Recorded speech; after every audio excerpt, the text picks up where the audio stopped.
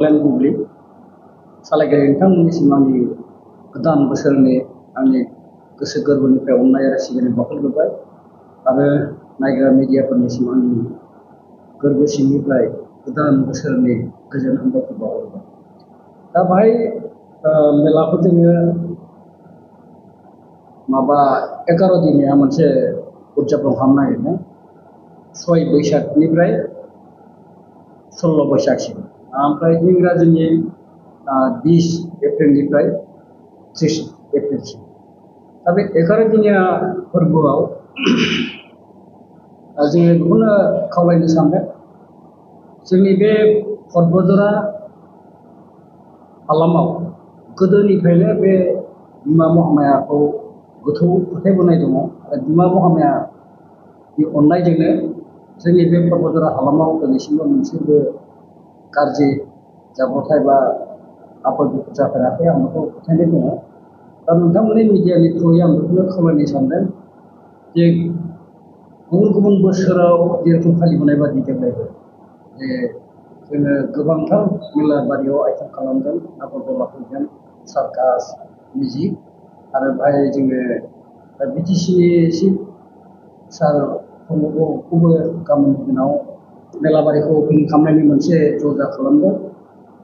दा बेनिखायनो आङो बुंनो सानदों जे जोंनि बे खाथि खालानि जे भटबदरा हालामाव थानाय गामिनि रायजो राजा बिथांमोना जाहाथे गाबोन बे मेला फोथारखौ जे अपेनिं खालामनायाव जाहाथे बयबो लोगो लोगो फैनानै मदद होयो, आं बेखौनो नोंथांमोननि मिडियानि थ्रुयै खावलायनाय थाबाय आरो।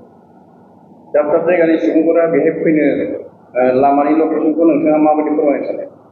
फैनायनि हान्था मेलानि माबाया जाहैबाय ओजोंहाय नेसनेल हाइवे 31 नं राजा लामा, महामाया मोनसे गेट दं बगरिबारियाव, बेनिफ्राय सिद्दायै साहा होनानै बिदिनो 2 किल'मिटारसो 2 किल'मिटार जाफ्रामगोन आरो ओरै फारसे गसाइगावनिफ्राय फैनानै थिपकाय बेजों फैनो हागोन। आरो मोनसे लामाया जाहैबाय बे 31 नं राजा लामानिफ्रायनो सुपारिघाट, ओमफ्राय काजिगाव, थिपकाय बेजोंबो फैनो हायो आरो।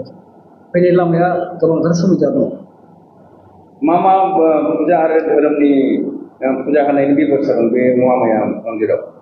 बाहाय धरक बिमानि मोनसे थानसालि दङ, ओमफ्राय शिब बाबानि मोनसे थानसालि दङ, ओमफ्राय जयगनिबो मोनसे थानसालि दङ, बेवहाय मनसा देबीनिबो मोनसे थानसालि दङ। बाहाय गोबांथार धर्मावलम्बी हिन्दु मानसिफ्रा फैनानै फुजा होफैयो आरो हयथ' माबा मोनसे खर आफदनिफ्राय रैखा मोनो जाय फले फैयो। जों मिथिस' हायै बे 400 बोसोरनि सिगांनो बे मेलाखौ जों खुंबोदों होननानै मिथिगौ आरोखि। फुजा होनो फैनाय समाव जायनाखि फुजा होग्रा मानसि सुबुंफोर बिसोरो बाहाय माबा मोनसे मुवाखौ बायनानै फुजा होनायनि बेबस्था दं नामा, ना गाव गाव लाबोनानै फुजा होफैनांगोन? बाहाय जों मन्दिरनि तरफनिफ्राय बेबायदि मोनसे माबा होआ, गाहायाव दखानफोर दङ, दखानफोरावहाय नोङो मोनगोन थालिर गोमोन, प्रसाद, आपेल, आंगुर आरो गावनि गोसोबादि नों न'निफ्रायबो लाबोनानै फुजा होनो हायो आरो। ओमफ्राय फुजा होनो फैनायाव नोङो बिमानि नामै भग होनो हागोन, भगखौ कमिटिनि मानसिजों जगाजग खालामनानै भग होनो हायो आरो।